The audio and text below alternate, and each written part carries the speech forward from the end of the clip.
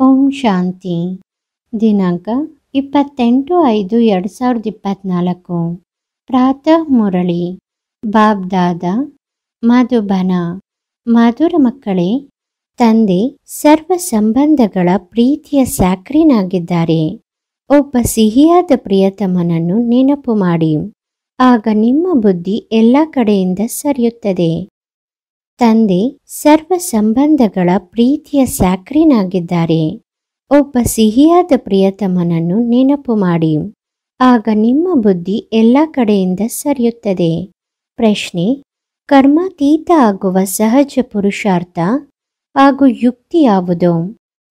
ಕರ್ಮಾತೀತ ಆಗುವ ಸಹಜ ಪುರುಷಾರ್ಥ ಹಾಗೂ ಯುಕ್ತಿ ಯಾವುದು? ಉತ್ತರ: ಸಹೋದರ ಸಹೋದರನ ದೃಷ್ಟಿಯನ್ನು ಪರಿಪಕ್ವ ಮಾಡುವ ಪುರುಷಾರ್ಥ ಮಾಡಿ. ಬುದ್ಧಿಯಿಂದ ಒಬ್ಬ ತಂದೆಯ ಹೊರತು ಬೇರೆಲ್ಲವನ್ನು ಮರೆಯುತ್ತಾ ಸಾಗಿ. ಯಾವುದೇ ದೇಹದಾರಿ ಸಂಬಂಧ ನೆನಪಿಗೆ ಬರಬಾರದು, ಆಗ ಕರ್ಮಾತೀತರಾಗುತ್ತೀರಿ.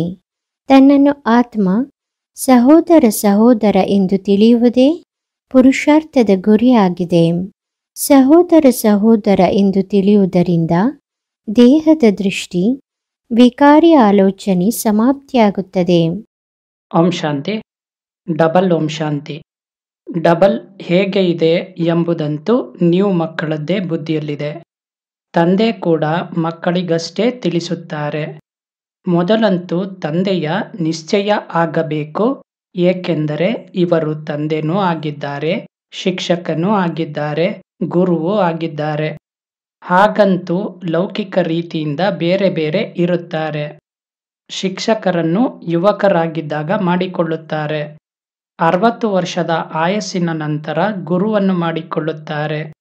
ಇವರಂತೂ ಯಾವಾಗ ಬರುತ್ತಾರೆ, 3 ಸೇವೆಯನ್ನು ಒಟ್ಟಿಗೆ ಮಾಡುತ್ತಾರೆ. ಚಿಕ್ಕವರು ದೊಡ್ಡವರು ಎಲ್ಲರೂ ಓದಬಹುದು ಎಂದು ಹೇಳುತ್ತಾರೆ. ಮಕ್ಕಳ ಬ್ರೈನ್ ಚೆನ್ನಾಗಿ ಫ್ರೆಶ್ ಆಗುತ್ತದೆ. ಇದನ್ನಂತೂ ಮಕ್ಕಳು ಅರ್ಥ ಮಾಡಿಕೊಂಡಿದ್ದಾರೆ. ಚಿಕ್ಕವರು ದೊಡ್ಡವರು ಎಲ್ಲರ ಜೀವದ ಆತ್ಮ ಖಂಡಿತ ಇದೆ. ಆತ್ಮ ಜೀವದಲ್ಲಿ ಪ್ರವೇಶ ಮಾಡುತ್ತದೆ. ಆತ್ಮ ಮತ್ತು ಜೀವದಲ್ಲಿ ಅಂತರ ಅಂತೂ ಇದೆ ಅಲ್ಲವೇ? ಇಲ್ಲಿ ನೀವು ಮಕ್ಕಳಿಗೆ ಆತ್ಮ ಮತ್ತು ಪರಮಾತ್ಮನ ಜ್ಞಾನ ಕೊಡಲಾಗುತ್ತದೆ. ಆತ್ಮ ಅಂತೂ ಅವಿನಾಶಿಯಾಗಿದೆ. ಉಳಿದಂತೆ ಶರೀರ ಇಲ್ಲಿ ಭ್ರಷ್ಟಾಚಾರದಿಂದ ಜನ್ಮವಾಗುತ್ತದೆ. ಅಲ್ಲಂತೂ ಭ್ರಷ್ಟಾಚಾರದ ಹೆಸರೇ ಇರುವುದಿಲ್ಲ. ಸಂಪೂರ್ಣ ನಿರ್ವಿಕಾರಿ ಜಗತ್ತು ಎಂದು ಗಾಯನ ಮಾಡುತ್ತಾರೆ. ಶ್ರೇಷ್ಠಾಚಾರಿ ಹಾಗೂ ಭ್ರಷ್ಟಾಚಾರಿಯ ಶಬ್ದ ಇದೆ ಅಲ್ಲವೇ? ಈ ಎಲ್ಲ ವಿಚಾರಗಳನ್ನು ತಂದೆಯೇ ತಿಳಿಸುತ್ತಾರೆ. ಮಕ್ಕಳಿಗಷ್ಟೇ ಕೇವಲ ಈ ನಿಶ್ಚಯ ಪರಿಪಕ್ವ ಆಗಬೇಕು. ನಾವಾತ್ಮಗಳ ತಂದೆ ನಮಗೆ ಓದಿಸುತ್ತಾರೆ. ತಂದೆ ಬರುವುದೇ ಪುರುಷೋತ್ತಮ ಸಂಗಮಯುಗದಲ್ಲಿ. ಅಂದ ಮೇಲೆ ಕನಿಷ್ಠರಿಂದ ಪುರುಷೋತ್ತಮ ಮಾಡುತ್ತಾರೆ ಎಂಬುದು ಇದರಿಂದ ಸಾಬೀತಾಗುತ್ತದೆ. ಈ ಜಗತ್ತೇ ಕನಿಷ್ಠ ತಮೋಪ್ರಧಾನ ಆಗಿದೆ. ಇದಕ್ಕೆ ರೌರವ ನರಕ ಎಂದು ಕರೆಯಲಾಗುತ್ತದೆ. ಈಗ ನಾವು ಹಿಂತಿರುಗಿ ಹೋಗಬೇಕು. ಆದ್ದರಿಂದ ತನ್ನನ್ನು ಆತ್ಮನೆಂದು ತಿಳಿಯಿರಿ. ತಂದೆ ಕರೆದೊಯ್ಯಲು ಬಂದಿದ್ದಾರೆ. ನಾವು ಸಹೋದರ ಸಹೋದರ ಆಗಿದ್ದೇವೆ ಎಂಬ ಈ ನಿಶ್ಚಯ ಪರಿಪಕ್ವ ಮಾಡಿಕೊಳ್ಳಿ. ಈ ದೇಹ ಅಂತೂ ಇರುವುದಿಲ್ಲ. ನಂತರ ವಿಕಾರಿ ದೃಷ್ಟಿ ಸಮಾಪ್ತಿಯಾಗುತ್ತದೆ. ಇದು ದೊಡ್ಡ ಗುರಿಯಾಗಿದೆ. ಈ ಗುರಿಯ ಕಡೆಗೆ ಬಹಳ ಕಡಿಮೆ ಮಂದಿ ತಲುಪುತ್ತಾರೆ. ಶ್ರಮ ಇದೆ. ಕೊನೆಯಲ್ಲಿ ಯಾವುದೇ ವಸ್ತು ನೆನಪಿಗೆ ಬರದಿರಲಿ. ಇದಕ್ಕೆ ಕರ್ಮಾತೀತ ಸ್ಥಿತಿ ಎನ್ನಲಾಗುತ್ತದೆ. ಈ ದೇಹ ಸಹ ವಿನಾಶಿಯಾಗಿದೆ. ಇದರಿಂದಲೂ ಮಮತ್ವ ಹೊರಟು ಹೋಗಬೇಕು. ಹಳೆಯ ಸಂಬಂಧದಲ್ಲಿ ಮೋಹ ಇಟ್ಟುಕೊಳ್ಳಬಾರದು. ಈಗಂತೂ ಹೊಸ ಸಂಬಂಧದಲ್ಲಿ ಹೋಗಬೇಕು. ಹಳೆಯ ಆಸುರಿ ಸಂಬಂಧ ಪತಿ ಪತ್ನಿಯದ್ದು ಎಷ್ಟೊಂದು ಕೊಳಕಾಗಿದೆ. ತಂದೆ ಹೇಳುತ್ತಾರೆ, ತನ್ನನ್ನು ಆತ್ಮನೆಂದು ತಿಳಿಯಿರಿ. ಈಗ ಮರಳಿ ಹೋಗಬೇಕು. ಆತ್ಮ ಆತ್ಮ ಎಂದು ತಿಳಿಯುತ್ತಿರುತ್ತೀರೆಂದರೆ ಶರೀರದ ಬಾನ ಇರುವುದಿಲ್ಲ. ಪತಿ ಪತ್ನಿಯ ಆಕರ್ಷಣೆ ಹೊರಟು ಹೋಗುತ್ತದೆ. ಅಂತ್ಯಕಾಲದಲ್ಲಿ ಯಾರು ಸ್ತ್ರೀಯನ್ನು ಸ್ಮರಿಸುತ್ತಾರೆ ಆ ರೀತಿ ಚಿಂತನೆಯಲ್ಲಿ ಯಾರು ಸಾಯುತ್ತಾರೆ ಅದೇ ಗತಿಯಾಗುತ್ತದೆ ಎಂದು ಬರೆಯಲಾಗಿದೆ. ಆದ್ದರಿಂದ ಅಂತ್ಯಕಾಲ ಗಂಗಾಜಲ ಬಾಯಲ್ಲಿರಲಿ, ಶ್ರೀಕೃಷ್ಣನ ನೆನಪಿರಲಿ ಎನ್ನುತ್ತಾರೆ. ಭಕ್ತಿ ಮಾರ್ಗದಲ್ಲಂತೂ ಶ್ರೀಕೃಷ್ಣನ ನೆನಪು ಇರುತ್ತದೆ. ಶ್ರೀಕೃಷ್ಣ ಭಗವಾನ್ ವಾಚ ಎಂದು ಬಿಡುತ್ತಾರೆ. ಇಲ್ಲಂತೂ ತಂದೆ ಹೇಳುತ್ತಾರೆ, ದೇಹವನ್ನು ಸಹ ನೆನಪು ಮಾಡಬಾರದು. ತನ್ನನ್ನು ಆತ್ಮನೆಂದು ತಿಳಿಯಿರಿ, ಉಳಿದೆಲ್ಲ ಕಡೆಯಿಂದ ಮನಸ್ಸನ್ನು ಸರಿಸುತ್ತಾ ಹೋಗಿ. ಸರ್ವ ಸಂಬಂಧಗಳ ಪ್ರೀತಿ ಒಬ್ಬರಲ್ಲಿ ಸ್ಯಾಕ್ರಿನಂತಾಗಬೇಕು. ಎಲ್ಲರಿಗಿಂತ ಮಧುರ ಹಾಗೂ ನಂತರ ಎಲ್ಲರ ಪ್ರಿಯತಮನೂ ಆಗಿದ್ದಾರೆ. ಪ್ರಿಯತಮ ಒಬ್ಬರೇ ಇದ್ದಾರೆ. ಆದರೆ ಭಕ್ತಿ ಮಾರ್ಗದಲ್ಲಿ ಎಷ್ಟೊಂದು ಹೆಸರನ್ನು ಇಟ್ಟು ಬಿಟ್ಟಿದ್ದಾರೆ.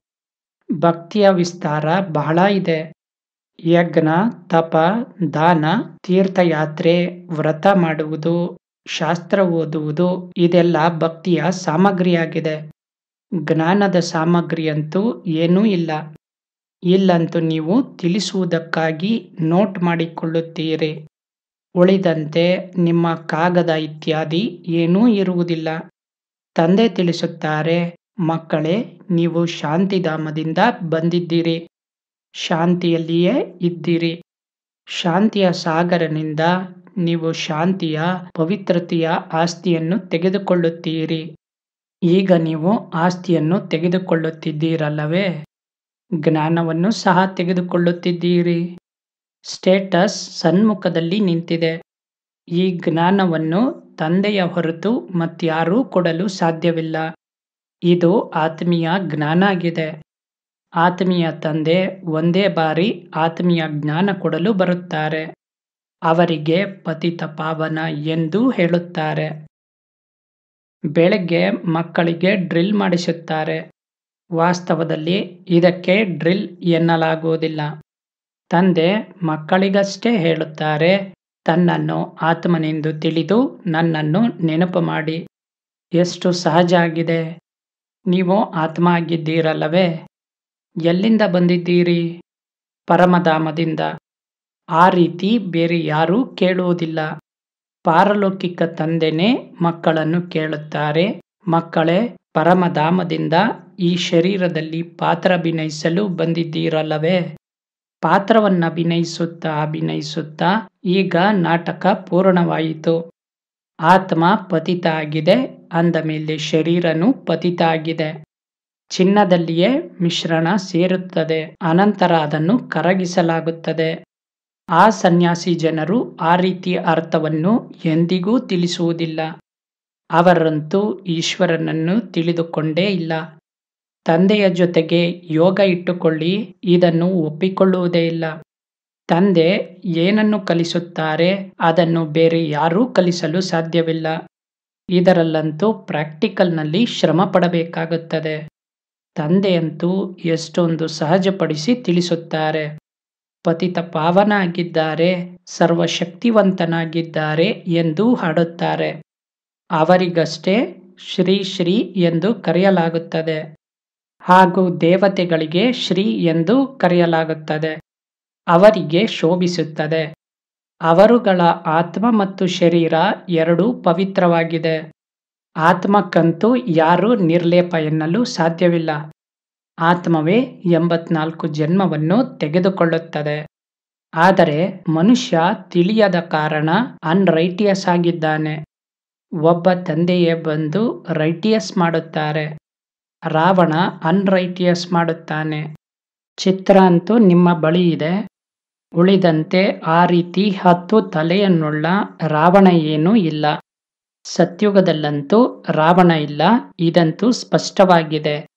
ಆದರೆ ಯಾರು ಕೇಳುವವರಿರುತ್ತಾರೋ ಅವರಂತೂ ಇಲ್ಲಿಯ ಸ್ಯಾಪ್ಲಿಂಗ್ ಆಗಿದ್ದಾರೆ ಎನ್ನುತ್ತಾರೆ. ಕೆಲವರು ಕಡಿಮೆ ಕೇಳುತ್ತಾರೆ, ಕೆಲವರು ಬಹಳ ಕೇಳುತ್ತಾರೆ. ಭಕ್ತಿ ಮಾರ್ಗದ ವಿಸ್ತಾರ ನೋಡಿ ಎಷ್ಟೊಂದು ಇದೆ. ಅನೇಕ ಪ್ರಕಾರದ ಭಕ್ತರಿದ್ದಾರೆ.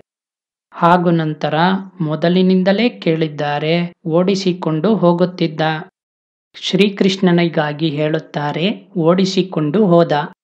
ನಂತರ ಅಂತಹ ಶ್ರೀಕೃಷ್ಣನನ್ನು ಏಕೆ ನೆನಪು ಮಾಡುತ್ತಾರೆ? ಏಕೆ ಪೂಜಿಸುತ್ತಾರೆ? ಅಂದ ಮೇಲೆ ತಂದೆ ತಿಳಿಸುತ್ತಾರೆ, ಶ್ರೀಕೃಷ್ಣನಂತೂ ಮೊದಲ ರಾಜಕುಮಾರನಾಗಿದ್ದಾನೆ. ಆತನಂತೂ ಎಷ್ಟೊಂದು ಬುದ್ಧಿವಂತ ಆಗಿರಬೇಕು. ಇಡೀ ವಿಶ್ವದ ಮಾಲೀಕ ಏನು ಕಡಿಮೆ ಬುದ್ಧಿವಂತನಾಗಿದ್ದಾರೆಯೇ? ಅಲ್ಲಿಯವರೆಗಳಿಗೆ ಮಂತ್ರಿ ಇತ್ಯಾದಿ ಇರುವುದಿಲ್ಲ. ಸಲಹೆ ತೆಗೆದುಕೊಳ್ಳುವ ಅವಶ್ಯಕತೆ ಇಲ್ಲ. ಸಲಹೆ ತೆಗೆದುಕೊಂಡು ಸಂಪೂರ್ಣರಾದರು. ಮತ್ತೆ ಸಲಹೆಯನ್ನೇಕೆ ತೆಗೆದುಕೊಳ್ಳಬೇಕು? ನೀವು ಅರ್ಧ ಕಲ್ಪ ಯಾರದ್ದೇ ಸಲಹೆ ತೆಗೆದುಕೊಳ್ಳಬೇಕಿಲ್ಲ. ಸ್ವರ್ಗ ಹಾಗೂ ನರಕದ ಹೆಸರನ್ನು ಸಹ ಕೇಳಿದ್ದಾರೆ. ಇದಂತೂ ಸ್ವರ್ಗ ಆಗುವುದಕ್ಕೆ ಸಾಧ್ಯವಿಲ್ಲ. ಕಲ್ಲು ಬುದ್ಧಿಯವರಿದ್ದರೆ ಇಲ್ಲಿ ಧನ ಇದೆ, ಮಹಲ್ ಇತ್ಯಾದಿ ಎಲ್ಲವೂ ಇದೆ, ನಮಗೆ ಇದೇ ಸ್ವರ್ಗ ಆಗಿದೆ ಎಂದು ತಿಳಿಯುತ್ತಾರೆ. ಆದರೆ ನೀವು ತಿಳಿದಿದ್ದೀರಿ, ಸ್ವರ್ಗವಂತೂ ಹೊಸ ಜಗತ್ತಾಗಿದೆ. ಸ್ವರ್ಗದಲ್ಲಂತೂ ಎಲ್ಲರೂ ಸದ್ಗತಿಯಲ್ಲಿರುತ್ತಾರೆ. ಸ್ವರ್ಗ ನರಕ ಒಟ್ಟಿಗೆ ಇರುವುದಿಲ್ಲ. ಸ್ವರ್ಗ ಎಂದು ಯಾವುದಕ್ಕೆ ಹೇಳಲಾಗುತ್ತದೆ? ಅದರ ಆಯಸ್ಸು ಎಷ್ಟು ಇದೆ? ಇದೆಲ್ಲವನ್ನು ತಂದೆ ನಿಮಗೆ ತಿಳಿಸಿದ್ದಾರೆ. ಜಗತ್ತಂತೂ ಒಂದೇ ಇದೆ. ಹೊಸದಕ್ಕೆ ಸತ್ಯುಗ, ಹಳೆಯದಕ್ಕೆ ಕಲಿಯುಗ ಎನ್ನುತ್ತಾರೆ. ಈಗ ಭಕ್ತಿ ಮಾರ್ಗ ಸಮಾಪ್ತಿಯಾಗಬೇಕು. ಭಕ್ತಿಯ ನಂತರ ಜ್ಞಾನ ಬೇಕು. ಎಲ್ಲ ಜೀವಾತ್ಮಗಳು ಪಾತ್ರವನ್ನು ಅಭಿನಯಿಸುತ್ತಾ ಪತಿತರಾಗಿದ್ದಾರೆ. ಇದನ್ನು ಸಹ ತಂದೆ ತಿಳಿಸಿದ್ದಾರೆ. ನೀವು ಜಾಸ್ತಿ ಸುಖವನ್ನು ಪಡೆಯುತ್ತೀರಿ. ಮುಕ್ಕಾಲು ಭಾಗ ಸುಖ ಇದೆ, ಉಳಿದ ಕಾಲು ಭಾಗ ದುಃಖ ಇದೆ. ಅದರಲ್ಲಿಯೂ ಯಾವಾಗ ತಮೋಪ್ರಧಾನರಾಗುತ್ತಾರೆ ಆಗ ದುಃಖ ಜಾಸ್ತಿ ಆಗುತ್ತದೆ. ಅರ್ಧ ಅರ್ಧ ಇದ್ದರೆ ಆಗ ಮಜವಾದರೂ ಹೇಗಿರುತ್ತದೆ? ಸ್ವರ್ಗದಲ್ಲಿ ದುಃಖದ ಹೆಸರು ಚಿಹ್ನೆ ಇಲ್ಲದಿರುವಾಗ ಮಜಾ ಇದೆ. ಆದ್ದರಿಂದ ತಾನೇ ಎಲ್ಲರೂ ಸ್ವರ್ಗವನ್ನು ನೆನಪು ಮಾಡುತ್ತಾರೆ. ಹೊಸ ಜಗತ್ತು ಹಾಗೂ ಹಳೆಯ ಜಗತ್ತಿನ ಇದು ಅಪರಿಮಿತದ ಆಟ ಆಗಿದೆ. ಇದನ್ನು ಯಾರೂ ತಿಳಿಯಲು ಸಾಧ್ಯವಿಲ್ಲ. ತಂದೆ ಭಾರತವಾಸಿಯರಿಗಾಗಿಯೇ ತಿಳಿಸುತ್ತಾರೆ. ಉಳಿದವರು ಯಾರೆಲ್ಲ ಇದ್ದಾರೆ ಅವರು ಅರ್ಧ ಕಲ್ಪದಲ್ಲಿಯೇ ಬರುತ್ತಾರೆ. ಅರ್ಧ ಕಲ್ಪದಲ್ಲಿ ಕೇವಲ ನೀವು ಸೂರ್ಯವಂಶಿ, ಚಂದ್ರವಂಶಿ ಇದ್ದೀರಿ. ನೀವು ಪವಿತ್ರವಾಗಿರುತ್ತೀರಿ. ಆದ್ದರಿಂದ ನಿಮ್ಮ ಆಯಸ್ಸು ದೀರ್ಘವಾಗಿರುತ್ತದೆ. ಹಾಗೂ ಜಗತ್ತು ಸಹ ಹೊಸದಾಗಿದೆ. ಅಲ್ಲಿ ಎಲ್ಲವೂ ಹೊಸದಾಗಿದೆ. ದವಸ ಧಾನ್ಯ, ನೀರು, ಭೂಮಿ ಇತ್ಯಾದಿ ಎಲ್ಲವೂ ಹೊಸದು. ಮುಂದೆ ಸಾಗುತ್ತಾ ನೀವು ಮಕ್ಕಳು ಈ ರೀತಿ ಎಲ್ಲ ಆಗುತ್ತದೆ ಎಂದು ಸಾಕ್ಷಾತ್ಕಾರ ಮಾಡುತ್ತಿರುತ್ತೀರಿ. ಶುರುವಿನಲ್ಲಿಯೂ ಸಹ ಆಗಿದೆ, ನಂತರ ಅಂತ್ಯದಲ್ಲಿಯೂ ಆಗಬೇಕು. ಸಮೀಪ ಬರುತ್ತದೆಂದರೆ ಖುಷಿ ಆಗುತ್ತಿರುತ್ತದೆ. ಮನುಷ್ಯ ಹೊರದೇಶದಿಂದ ತನ್ನ ದೇಶಕ್ಕೆ ಬರುತ್ತಾರೆಂದರೆ ಆಗ ಖುಷಿ ಆಗುತ್ತದಲ್ಲವೇ?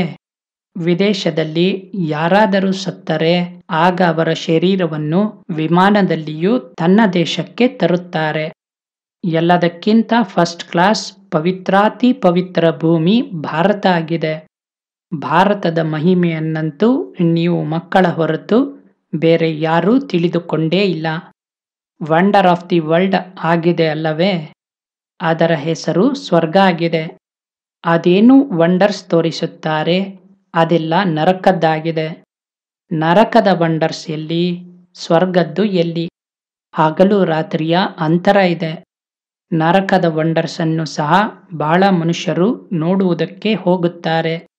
ಎಷ್ಟೊಂದು ಮಂದಿರ ಇದೆ. ಅಲ್ಲಂತೂ ಮಂದಿರ ಇರುವುದಿಲ್ಲ. ಸ್ವಾಭಾವಿಕ ಸೌಂದರ್ಯ ಇರುತ್ತದೆ. ಮನುಷ್ಯರು ಬಹಳ ಕಡಿಮೆ ಇರುತ್ತಾರೆ. ಸುಗಂಧ ಇತ್ಯಾದಿಯದ್ದು ಸಹ ಅವಶ್ಯಕತೆ ಇರುವುದಿಲ್ಲ. ಪ್ರತಿಯೊಬ್ಬರಿಗೂ ತನ್ನ ಫಸ್ಟ್ ಕ್ಲಾಸ್ ಹೂದೋಟ ಇರುತ್ತದೆ. ಫಸ್ಟ್ ಕ್ಲಾಸ್ ಹೂವು ಇರುತ್ತದೆ. ಅಲ್ಲಂತೂ ಗಾಳಿ ಸಹ ಫಸ್ಟ್ ಕ್ಲಾಸ್ ಆಗಿರುತ್ತದೆ. ಬಿಸಿಲಿನ ತಾಪ ಇತ್ಯಾದಿ ಎಂದಿಗೂ ತೊಂದರೆ ಮಾಡುವುದಿಲ್ಲ. ಸದಾ ವಸಂತ ಋತು ಇರುತ್ತದೆ. ಅಗರಬತ್ತಿಯದ್ದು ಸಹ ಅವಶ್ಯಕತೆ ಇಲ್ಲ. ಸ್ವರ್ಗದ್ದಂತೂ ಹೆಸರು ಕೇಳುತ್ತಲೇ ಬಾಯಲ್ಲಿ ನೀರು ಬರುತ್ತದೆ. ನೀವು ಹೇಳುತ್ತೀರಿ, ಅಂತಹ ಸ್ವರ್ಗಕ್ಕಂತೂ ತಕ್ಷಣ ತಲುಪಬೇಕು. ಏಕೆಂದರೆ ನೀವು ಸ್ವರ್ಗವನ್ನು ತಿಳಿದುಕೊಂಡಿದ್ದೀರಿ. ಆದರೆ ಈಗಂತೂ ನಾವು ಪಾರಲೌಕಿಕ ತಂದೆಯ ಜೊತೆಯಲ್ಲಿದ್ದೇವೆ. ತಂದೆ ಓದಿಸುತ್ತಾರೆ. ಇಂತಹ ಅವಕಾಶ ಪುನಃ ಎಲ್ಲಿಯಾದರೂ ಸಿಗುತ್ತದೆಯೇ ಎಂದು ಅಂತರಾಳ ಹೇಳುತ್ತದೆ. ಇಲ್ಲಿ ಮನುಷ್ಯರು ಮನುಷ್ಯರಿಗೆ ಓದಿಸುತ್ತಾರೆ. ಅಲ್ಲಿ ದೇವತೆಗಳು ದೇವತೆಗಳಿಗೆ ಓದಿಸುತ್ತಾರೆ. ಇಲ್ಲಂತೂ ತಂದೆ ಓದಿಸುತ್ತಾರೆ. ಹಗಲು ರಾತ್ರಿಯ ಅಂತರ ಇದೆ. ಎಷ್ಟೊಂದು ಖುಷಿಯಾಗಬೇಕು. ನೀವು 84 ಜನ್ಮವನ್ನು ಸಹ ತೆಗೆದುಕೊಂಡಿರುವಿರಿ. ನೀವೇ ವಿಶ್ವದ ಇತಿಹಾಸ ಭೂಗೋಳವನ್ನು ತಿಳಿದಿದ್ದೀರಿ. ನಾವಂತೂ ಅನೇಕ ಬಾರಿ ಈ ರಾಜ್ಯವನ್ನು ತೆಗೆದುಕೊಂಡಿದ್ದೇವೆ. ಪುನಃ ರಾವಣ ರಾಜ್ಯದಲ್ಲಿ ಬಂದಿದ್ದೇವೆ. ಈಗ ತಂದೆ ಹೇಳುತ್ತಾರೆ, ನೀವು 1 ಜನ್ಮ ಪವಿತ್ರವಾಗಿರಿ, ಆಗ 21 ಜನ್ಮ ನೀವು ಪಾವನರಾಗುತ್ತೀರಿ. ಏಕೆ ಆಗುವುದಿಲ್ಲ? ಆದರೆ ಮಾಯೆ ಹೇಗಿದೆ ಎಂದರೆ ಸಹೋದರ ಸಹೋದರಿಯ ಅಪವಿತ್ರ ದೃಷ್ಟಿ ಹೋಗುವುದಿಲ್ಲ. ಹಸಿಯಾಗಿ ಉಳಿದುಕೊಳ್ಳುತ್ತಾರೆ. ಯಾವಾಗ ತನ್ನನ್ನು ಆತ್ಮ ಸಹೋದರ ಸಹೋದರ ಎಂದು ತಿಳಿಯುತ್ತಾರೆ, ಆಗ ಅಪವಿತ್ರ ದೃಷ್ಟಿ ಹೋಗುತ್ತದೆ. ದೇಹದ ಬಾಣ ಬಿಟ್ಟು ಹೋಗುತ್ತದೆ. ಇದು ಶ್ರಮವೂ ಆಗಿದೆ, ಬಹಳ ಸಹಜವೂ ಆಗಿದೆ. 84ರ ಚಕ್ರವನ್ನು ತಿಳಿಯುವುದು ಮೊಟ್ಟ ಮೊದಲು ತಂದೆಯ ಪರಿಚಯ ಕೊಡಬೇಕು. ತಂದೆಯ ನೆನಪಿನಿಂದಲೇ ಆತ್ಮದ ತುಕ್ಕು ಹಾರಿ ಹೋಗುತ್ತದೆ ಹಾಗೂ ಪವಿತ್ರ ಜಗತ್ತಿನ ಆಸ್ತಿಯನ್ನು ಪಡೆಯುತ್ತಾರೆ. ಮೊದಲು ತಂದೆಯನ್ನು ನೆನಪು ಮಾಡಿ. ಭಾರತದ ಪ್ರಾಚೀನ ಯುಗ ಎಂದೇ ಹೇಳುತ್ತಾರೆ. ಇದರಿಂದ ಭಾರತಕ್ಕೆ ವಿಶ್ವದ ಚಕ್ರಾಧಿಪತ್ಯ ಸಿಗುತ್ತದೆ. ಪ್ರಾಚೀನ ಅಂದರೆ ಎಷ್ಟು ವರ್ಷ ಆಯಿತು ಎಂದರೆ ಲಕ್ಷಾಂತರ ವರ್ಷ ಎನ್ನುತ್ತಾರೆ. ನೀವು ತಿಳಿಯುತ್ತೀರಿ, 5000 ವರ್ಷದ ವಿಚಾರ ಆಗಿದೆ. ತಂದೆ ಪುನಃ ಅದೇ ರಾಜಯೋಗವನ್ನು ಕಲಿಸುತ್ತಿದ್ದಾರೆ. ಇದರಲ್ಲಿ ತಬ್ಬಿಬ್ಬಾಗುವ ಅವಶ್ಯಕತೆಯೇ ಇಲ್ಲ. ನೀವಾತ್ಮಗಳ ನಿವಾಸ ಸ್ಥಾನ ಯಾವುದು ಎಂದು ಕೇಳುತ್ತಾರೆ. ಆಗ ನಮ್ಮ ನಿವಾಸ ಸ್ಥಾನ ಭ್ರುಕುಟಿಯಾಗಿದೆ ಎಂದು ಹೇಳುತ್ತೀರಿ. ಅಂದ ಮೇಲೆ ಆತ್ಮವನ್ನೇ ನೋಡಬೇಕು. ನಿಮಗೆ ಈ ಜ್ಞಾನ ಈಗ ಸಿಗುತ್ತದೆ. ನಂತರ ಅಲ್ಲಿ ಜ್ಞಾನದ ಅವಶ್ಯಕತೆಯೇ ಇರುವುದಿಲ್ಲ. ಮುಕ್ತಿ ಜೀವನ್ಮುಕ್ತಿಯನ್ನು ಪಡೆದುಕೊಂಡಾಯಿತು, ಮುಗಿಯಿತು. ಮುಕ್ತಿಯವರು ತನ್ನ ಸಮಯದಲ್ಲಿ ಜೀವನ್ಮುಕ್ತಿಯಲ್ಲಿ ಬಂದು ಸುಖವನ್ನು ಪಡೆಯುತ್ತಾರೆ. ಎಲ್ಲರೂ ಮುಕ್ತಿಯ ಮುಖಾಂತರ ಜೀವನ್ಮುಕ್ತಿಗೆ ಬರುತ್ತಾರೆ. ಇಲ್ಲಿಂದ ಶಾಂತಿಧಾಮಕ್ಕೆ ಹೋಗುತ್ತಾರೆ. ಬೇರೆ ಯಾವುದೇ ಜಗತ್ತು ಇಲ್ಲ. ಡ್ರಾಮಾನುಸಾರವಾಗಿ ಎಲ್ಲರೂ ಹಿಂತಿರುಗಿ ಹೋಗಲೇಬೇಕು. ವಿನಾಶದ ತಯಾರಿಗಳು ಆಗುತ್ತಲಿದೆ. ಎಷ್ಟೊಂದು ಖರ್ಚು ಮಾಡಿ ಬಾಂಬ್ಸ್ ಮಾಡುತ್ತಾರೆಂದರೆ ಇಟ್ಟುಕೊಳ್ಳುವುದಕ್ಕಾಗಿ ಏನಾದರೂ ಮಾಡಿದ್ದಾರೆಯೇ? ಶಸ್ತ್ರಾಸ್ತ್ರ ಇರುವುದೇ ವಿನಾಶಕ್ಕಾಗಿ. ಸತ್ಯುಗಾತ್ರೇತದಲ್ಲಿ ಈ ವಸ್ತು ಇರುವುದೇ ಇಲ್ಲ. ಈಗ 84 ಜನ್ಮ ಪೂರ್ಣವಾಯಿತು. ನಾವು ಈ ಶರೀರವನ್ನು ಬಿಟ್ಟು ಮನೆಗೆ ಹೋಗುತ್ತೇವೆ. ದೀಪಾವಳಿಯಲ್ಲಿ ಎಲ್ಲರೂ ಹೊಸ ಹೊಸ ಒಳ್ಳೊಳ್ಳೆಯ ಬಟ್ಟೆಯನ್ನು ಧರಿಸಿಕೊಳ್ಳುತ್ತಾರಲ್ಲವೇ?